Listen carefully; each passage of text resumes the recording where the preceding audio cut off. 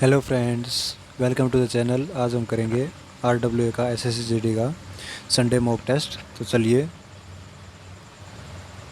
शुरू करते हैं। मैथ का मॉक टेस्ट है ये, ठीक है। तो फर्स्ट क्वेश्चन हमारा, एक मिनट,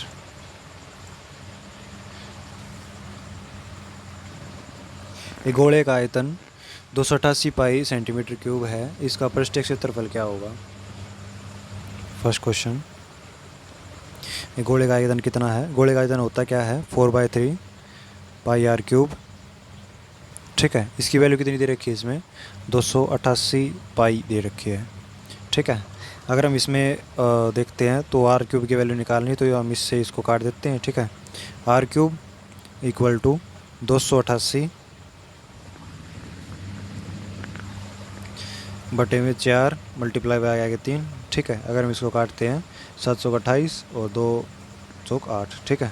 अगर हम यहाँ पे देखते हैं 72 दिया, 3 दूनी 6 और 7 दिया हो गया 21। आर क्यूब की वैल्यू आ गई 21। अगर हम आर की वैल्यू निकालना चाहें तो आर की वैल्यू कितनी आ जाएगी, आर की वैल्यू हो जाएगी 6, ठीक है। अभी इसका क्या निकालना है, पृष्ठीय क्षेत्रफल निकालने। तो पृष्ठीय क्षेत्रफल क्या होता है, 4 pi r square equal to 4 multiply by pi को सेम टू सेम रहने देते हैं। आर स्क्वायर 6 गुणा 6 हो गया, ठीक है। 36 गुणा में अगर हम 4 करते तो हमारे पास आ गया 6 चौक 24 और 4 3 हो गया 12, 12 और 2 हो गया 14, ठीक है। तो आ गया 144 पाई। तो हमारा ऑप्शन नंबर कौन सा हो जाएगा, ऑप्शन नंबर हो जाएगा ए, ठीक है। नेक्स्ट क्वेश्चन है क्वेश्चन नंबर सेकंड। यदि दो संख्याओं का औसत कितना दे रखा है, इसमें 7 है और उनका गुणनफल 12 है, तो उनके व्युत्क्रम का योग क्या होगा। दो संख्याओं का इसमें दे रखा है योग 7 है और उनका गुणनफल कितना दे रखा है 12, ठीक है। तो अगर हम इसमें देखना चाहें तो या तो हम a प्लस बी का होल स्क्वायर बड़ा लगा सकते हैं, लेकिन हम नहीं लगाएंगे, हम इसमें वैल्यू पुटिंग करेंगे। तो 4 और 3 अगर हम देखते हैं तो हमारे पास ऑप्शन फुलफिल हो जाते हैं, ठीक है। तो उनके व्युत्क्रम का योग हमें बताना, तो उनका व्युत्क्रम कितना हो जाएगा 1/4 और ये हो जाएगा 1/3। तो 1/4 जमा का 1/3 हो जाएगा, ठीक है। तो हम इसका एलसीएम ले लेते हैं, ये आ गया 12 और 4 3 12 3 और यहाँ पे आ जाएगा 4, ठीक है। 7 बटा आ गया 12, जो कि ऑप्शन नंबर किस में है, ऑप्शन नंबर ए के अंदर है, ठीक है। नेक्स्ट क्वेश्चन है क्वेश्चन नंबर थर्ड। इसमें दे रखा है को सरल करने पर क्या परिणाम होगा। तो यहाँ पे क्वेश्चन नंबर आ गया थर्ड, 1/3 मल्टीप्लाई बाय 4, आगे दे रखा है इतना 1/20 मल्टीप्लाई बाय 1/21। इसके अंदर एक फॉर्मूला होता है 1 by first term minus 1 by last term, ठीक है, इक्वल टू 1/3 माइनस का 1/21। अगर हम इसको सोल्व करते हैं यहाँ से 21 आ जाएगा, ठीक है। तो यहाँ पे आ जाएगा 7 माइनस का हो गया 1 इक्वल टू कितना हो गया 6/21। अगर हम इसको काटते तो ये आ गया 2 3 6 और ये आ गया 7, ठीक है। तो हमारे पास ऑप्शन नंबर कौन सा हो गया, option number B, okay. Next question है क्वेश्चन नंबर फोर्थ। वह छोटी से छोटी संख्या ज्ञात करे जो 4 5 8 10 और 12 से पूर्णतः विभाजित हो जाए। तो अगर हम क्या करते हैं, जैसे कि इसमें दे रखा छोटी से छोटी संख्या, तो हम क्या निकालेंगे, हम निकालेंगे एलसीएम। और अगर बड़ी से बड़ी संख्या अगर हमें ज्ञात करनी हो तो हम क्या निकालते हैं, एचसीएफ निकालते हैं, ठीक है। तो फोर्थ में हमारा हम इसका क्या निकाल लेंगे, एलसीएम निकाल लेंगे। 4 5 8 10 और 12 का हम क्या निकाल लेंगे, एलसीएम। तो अगर इन सभी का एलसीएम निकालना चाहे तो हमारे पास कितना आ जाएगा, 120 आ जाएगा, ठीक है, जो कि सभी से भाग होता है। तो हमारा ऑप्शन नंबर कौन सा हो जाएगा इसके अंदर, ऑप्शन नंबर हो जाएगा सी, ठीक है। नेक्स्ट क्वेश्चन है क्वेश्चन नंबर 4। इसे हमें सोल्व करके बताना है। 7 + 44 डिवाइड बाई 4 प्लस में 9 multiply by 2 minus 14 divide by 7 plus में आ जाएगा यहाँ पे 5 दूनी हो गया 10, ठीक है। हम इसको सोल्व करते हैं, यहाँ से आ गया 2, यहाँ पे आ गया 18 माइनस 2, ठीक है, प्लस में यहाँ पे अगर इसको काटते तो 11 आ गया, प्लस हो गया, इसको प्लस को हटा देते हैं, ठीक है, 7 प्लस, अगर इसमें देखते हैं 7 प्लस 11 प्लस यहाँ पे अगर कितना है, यहाँ पे आ जाएगा 16, ठीक है, प्लस का इसमें दे रखा 10। ओके, अगर हम इन सभी को जोड़ते तो हमारे पास कितना आ गया, ये हमारे पास आ जाएगा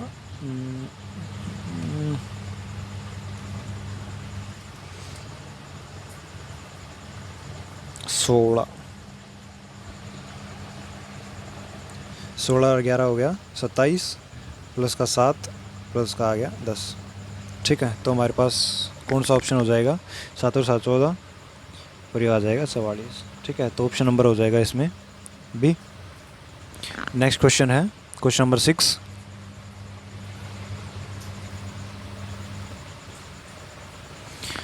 यदि m प्राकृत संख्या है तो m से शुरू होने वाली 5 प्राकृत क्रमागत संख्याओं का औसत क्या होगा। m एक प्राकृत संख्या है, अगली 5 बतानी है, तो अगली 5 हो जाएगी m+1, m+2, m+3 और आ जाएगा m+4, ठीक है। 5 संख्या होगी, अगर इनको सभी को जोड़ देते हैं m+1, m+2, m+3, m+4 और डिवाइड बाई कर देते, कितना डिवाइड बाई जाता 5, ठीक है। तो ये हो जाएगा 5m प्लस का 10 बटे में आ गया 5 इक्वल टू 5 कॉमन ले लिया, m प्लस आ जाएगा 2 बटे में हो गया 5, ठीक है। तो अगर हम इसको इससे काटते तो हमारे पास कितना बच गया, m+2 बच गया, जो कि ऑप्शन नंबर किस में है, ऑप्शन नंबर डी के अंदर है, ठीक है। नेक्स्ट क्वेश्चन है क्वेश्चन नंबर 7। इसमें दे रखा है यदि P/Q की वैल्यू कितनी दे रखी है, 4/5, P/R की वैल्यू कितनी दे रखी है, 2/3, तो हमें 3P 4Q और 5R की वैल्यू बतानी है, ठीक है। तो हम यहाँ पे लिख लेते हैं Q P R। तो Q की वैल्यू कितनी है 5, इसकी वैल्यू कितनी है 4, फिर P की वैल्यू यहाँ पे दे रखी 2 और यहाँ पे दे रखी 3। अब इनको सोल्व कर लेते हैं, यहाँ पे आएगा 2, ये आ गया 10, ये आ गया 12 और 4 दूनी हो जाएगा 8 और यहाँ पे आ गया 12, ठीक है। तो PQR की वैल्यू ये आ गई। अभी हमें निकालनी है 3P 4Q और 5R की वैल्यू। तो 3 मल्टीप्लाई हो जाएगा 10, 3 मल्टीप्लाई 8, 4 मल्टीप्लाई हो जाएगा कितना 10, 5 मल्टीप्लाई हो जाएगा 12, ठीक है। तो ये हो गया 8 या 24, 4 दाई 40 और ये हो गया 12 पंजे 60, ठीक है।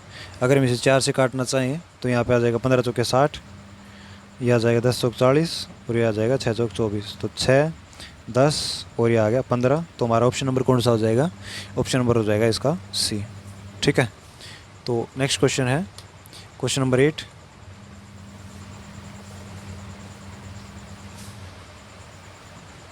एक कक्षा में 45 विद्यार्थी है, परीक्षा में 80% विद्यार्थी उत्तीर्ण हुए हैं। 45 विद्यार्थी हैं, 80% उत्तीर्ण हुए हैं, तो 80% निकाल लेते कितने होते हैं, हम इससे इसको काट देंगे और 4 दूनी 8 और 5 दूनी 10, 9 बजे आ गया 45, ठीक है। तो 9 चौक हो गया 36, मतलब 36 विद्यार्थी उत्तीर्ण हुए हैं। तो हमें बताना है कितने परीक्षा में अनुत्तीर्ण हुए हैं। तो 9 अगर हम और जोड़ देते हो आ जाता 45, तो हमारे पास ऑप्शन नंबर कौन सा आ गया, ऑप्शन नंबर आ गया ए, ठीक है, जो कि 9 है। 9 विद्यार्थी अनुत्तीर्ण हुए हैं, ठीक है। नेक्स्ट क्वेश्चन है क्वेश्चन नंबर 9। यदि x माइनस वाई का 60% equal to x plus y का 45% है, हम इनकी वैल्यू निकाल लेते हैं। x minus y upon x plus y equal to 45 upon में आ जाएगा 60, ठीक है। परसेंटेज से हम परसेंटेज काट देंगे यहाँ से, ठीक है। अगर हम इसको काटते तो ये आ गया कितना 3 और ये आ गया 4, 15 चौके 3 45, 15 चौके 60, तो यहाँ पे आ जाएगा x प्लस वाई, ठीक है। अगर हम इसमें देखते हैं तो यहाँ पे 4x माइनस का आ गया 4y equal to 3x plus का आ गया 3y, ठीक है। अगर हम इसको यहाँ पे लेके आते तो आ जाएगा x इक्वल टू, हम इसको यहाँ पे लेके जाते तो हमारा आ जाएगा 7y। तो x अपॉन वाई की वैल्यू कितनी आ गई, 7/1। ठीक है, ये वाली वैल्यू आ गई। अभी हमें निकालना है y इक्वल टू एक्स का k%। तो y इक्वल टू, इनकी वैल्यू रख देते हैं अभी हम। तो y की वैल्यू कितनी है 1 इक्वल टू 7 का है k%। तो हम इसमें k की वैल्यू निकाल लेंगे, k इक्वल टू 1/7 और यहाँ पे लगा दिया परसेंटेज का 100। ठीक है, तो हमें इसकी वैल्यू निकालनी है k का 21% कितना होगा। तो 1000 100/7 गुणा में हो जाएगा 21। ठीक है, तो अगर हम इसको काटते तो हमारे पास कितना आ गया 3। तो ये होगा 3% हो जाएगा। ठीक है, तो इसका ऑप्शन नंबर हो जाएगा डी। ओके, नेक्स्ट क्वेश्चन है क्वेश्चन नंबर 10।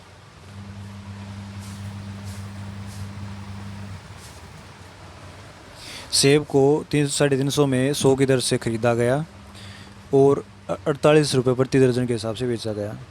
तो 100 सेब खरीदे गए हैं। ठीक है, 350 रुपये में।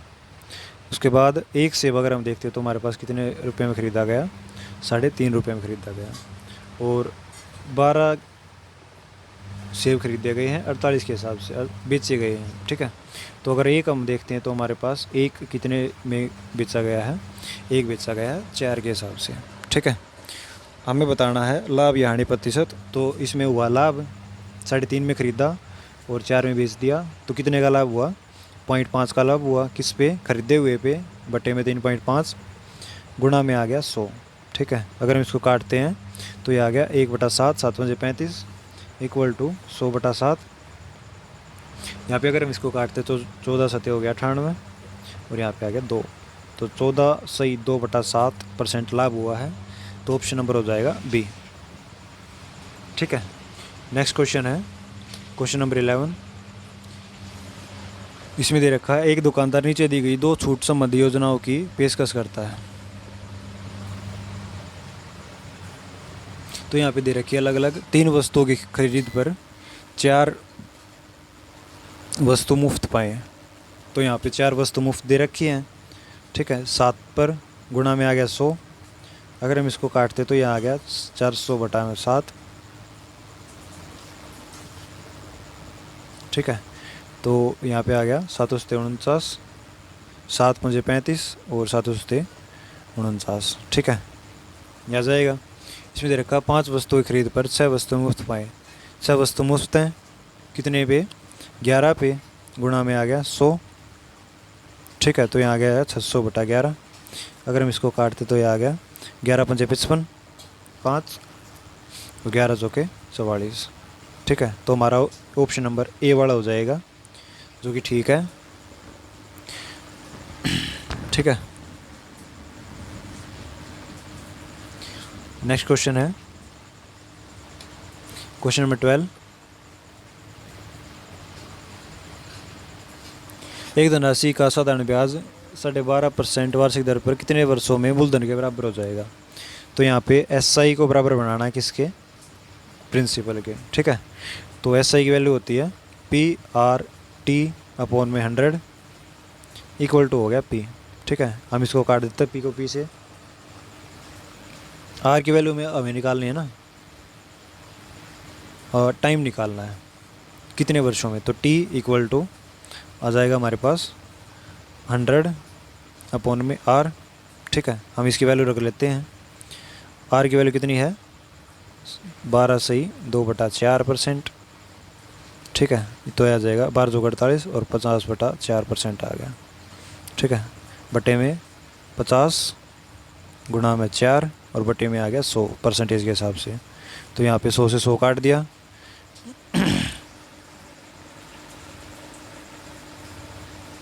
2, 1 मिनट, यहाँ पे आ गया 100 बटे में 5 और गुणा में आ गया 4।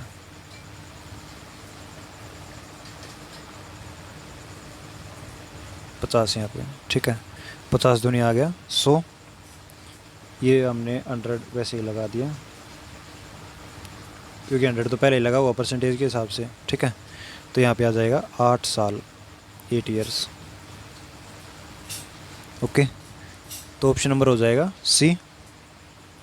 नेक्स्ट क्वेश्चन है क्वेश्चन नंबर 13।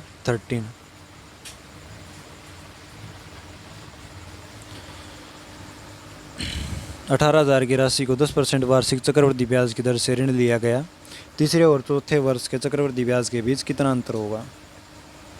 तो 18,000 का ऋण है, ठीक है, और ब्याज दे रखा है 10% का।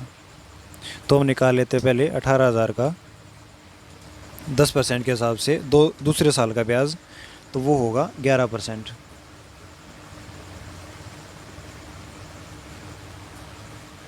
11% नहीं, 21% होगा वो, ठीक है। अगर हम इसके अंदर देखते हैं तो हमारे पास कितना आ जाएगा, 21,780 आ जाएगा। ओके, अब इसमें कंपाउंड इंटरेस्ट जोड़ देते हैं तो 18,000 का अगर हम अभी थर्ड ईयर का निकालते तो ये आ जाएगा 133.1%, ठीक है। तो ये हो जाएगा कितना, 23,958 रुपये। अगर हम फोर्थ ईयर का निकालते हैं तो हमारे पास आ जाएगा 146.41%, तो ये कितना आ जाएगा, 26,353.8, ठीक है। अभी हम क्या करते हैं, ये है दोनों सालों का कंपाउंड इंटरेस्ट, ये है तीनों सालों का कंपाउंड इंटरेस्ट, ये है चारों सालों का कंपाउंड इंटरेस्ट। तो हमें क्या करना है, इसमें से इसको घटाना है, इसमें से इसको घटाना है। तो अगर हम इसमें से घटाते हैं 23,958 में से घटाते हैं कितना, 21,780, तो ये हमारे पास कितना आ गया, ये हमारे पास आ गया 2178, ठीक है। तो ये हो गया तीसरे साल तक का ब्याज, ठीक है। अभी हम इसमें से इसको घटाते हैं तो ये आ गया कितना, 2395.8, ये हो गया चारों सालों का ब्याज। ओके, तो अगर हम इसके अंदर इसमें से इसको घटा देते हैं तो हमारे पास आ जाएगा तीसरे और चौथे साल के बीच का ब्याज, जो कि है 217 पॉइंट में आ गया 5, ठीक है। तो ऑप्शन नंबर हमारा कौन सा हो जाएगा, ऑप्शन नंबर हो जाएगा बी। ओके, नेक्स्ट क्वेश्चन है क्वेश्चन नंबर 14। ए, बी और सी के बीच में 31,866 रुपये की राशि को इस प्रकार विभाजित किया गया कि ए और बी के भागों का अनुपात 9:8 और ए और सी के भागों का अनुपात 4:5 है। तो रुपये कितने हैं, रुपये हैं इसमें 31,866 रुपये।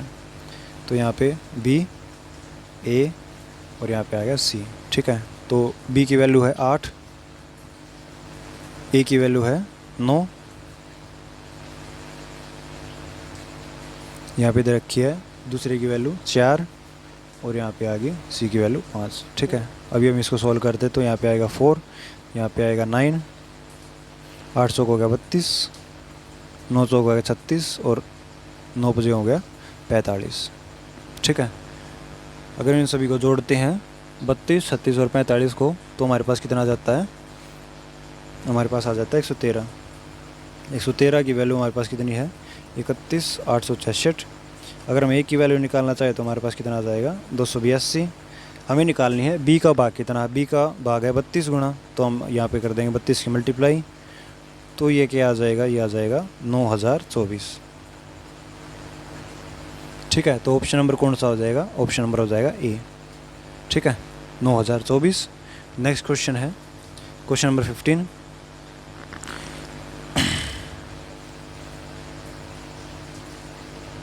अम्ल और जल के 2 विलयन ए और बी में अम्ल और जल के अनुपात क्रमशः 7:9, 5:3 है। हमें बताना है 7:9:7 में बताना है, ठीक है। तो अगर हम देखते हैं इसके अंदर, इसमें इस वाले में अम्ल की कितनी मात्रा है, 7 बटा कितना हो गया 16, इसमें कितनी मात्रा है 5/8 और इसमें कितनी मात्रा है 9/16, ठीक है। तो हम इसमें से इनका एलिगेशन लगा देते हैं, 7 बटा 16, 5 बटा 16 और यहाँ पे आ जाएगा 9, 5 बटा 8 है यहाँ पे और ये आ जाएगा 9 बटा 16। ठीक है, अभी हम एलिगेशन लगाते हैं इसके अंदर, तो यहाँ पे आ जाएगा कितना, यहाँ पे आएगा 2 बटा 16। ठीक है, और यहाँ पे आ जाएगा 1 बटा 16 काट पीट के। ठीक है, तो अगर हम इसके अंदर देखना चाहें तो हमारे पास कितना रेशियो है, 1:2 बता रखा है। ठीक है, तो ऑप्शन नंबर कौन सा हो जाएगा इसके अंदर, ऑप्शन नंबर हो जाएगा डी। ठीक है, नेक्स्ट क्वेश्चन, क्वेश्चन नंबर 16।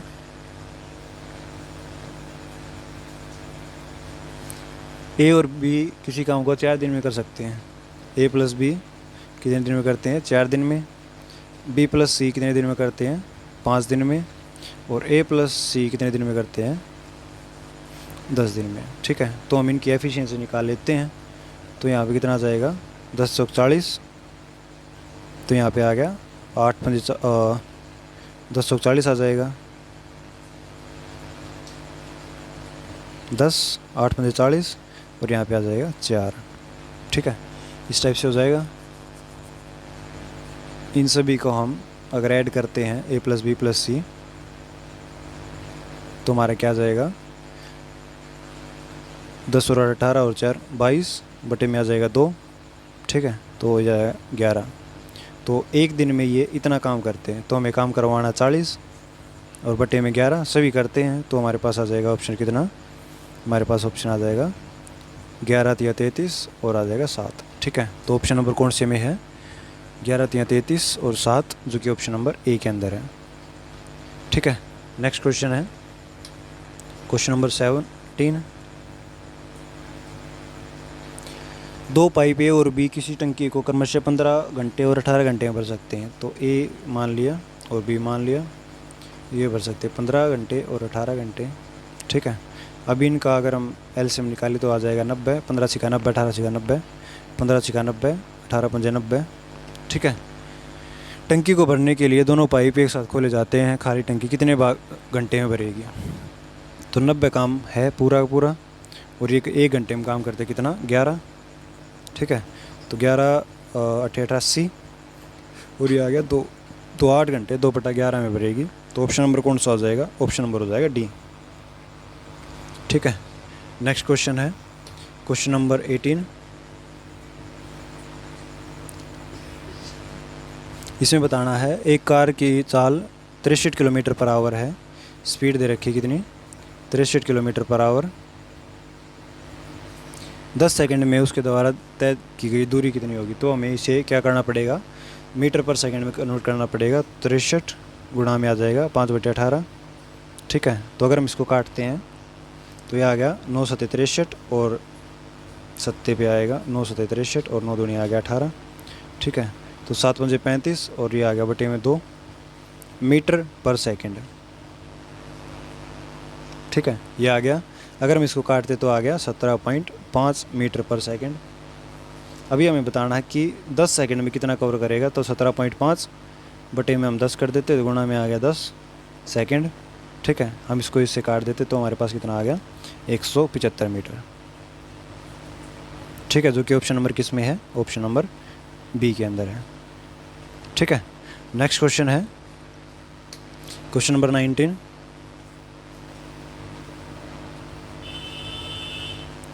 दो ट्रेनों की चालों का अनुपात 2:5 है। यहाँ पे दे दे S1/S2 इक्वल टू 2/5। एक का टाइम दे रखा T1 इक्वल टू 5 घंटे और डिस्टेंस दे रखी कितनी, 350 मीटर किलोमीटर। ठीक है, तो हमें स्पीड अगर हम निकालते तो डिस्टेंस अपॉन टाइम होती है, तो 350 बटे में आ गया 5।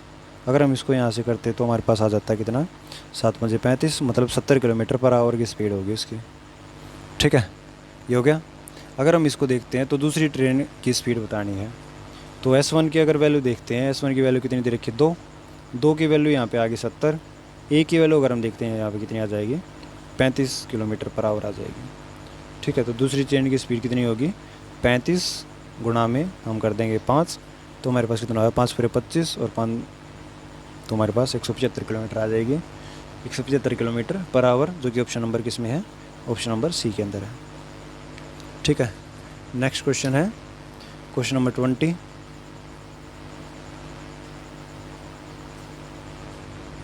क्वेश्चन नंबर 20 में दे रखा है 12 वर्ष पहले ए और बी की आयु का अनुपात 12:5 था। तो जैसे कि हमने मान लिया कि उनकी प्रेजेंट एज क्या है, उनकी प्रेजेंट एज कुछ भी है, ठीक है, उससे 12 वर्ष पहले उनकी आयु का अनुपात था 12:5। ठीक है, अब से 12 वर्ष बाद उनकी आयु का अनुपात 18:11 हो जाएगा। तो अब से मतलब प्रेजेंट से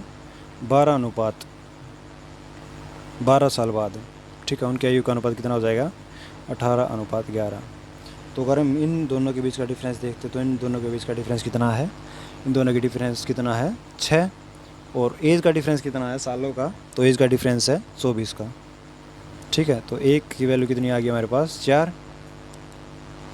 तो अभी हम इनमें क्या निकाल सकते हैं, अभी हम इनमें इनकी एज निकाल सकते हैं। तो एज कितनी होगी, 12 चौक हो गया 48, ठीक है, और 4 पंजे हो गया 20। तो 12 चौक हो गया 48 और 4 पंजे हो गया 20। ये है 12 साल पहले की। तो अगर हम इनमें 12 और जोड़ देते तो हमारे पास आ गया 60, और अगर इसमें 12 जोड़ देते तो हमारे पास कितना आ गया 32। ठीक है, तो अभी इन दोनों के बीच की आयु का डिफरेंस कितना होगा, आयु का डिफरेंस होगा इसमें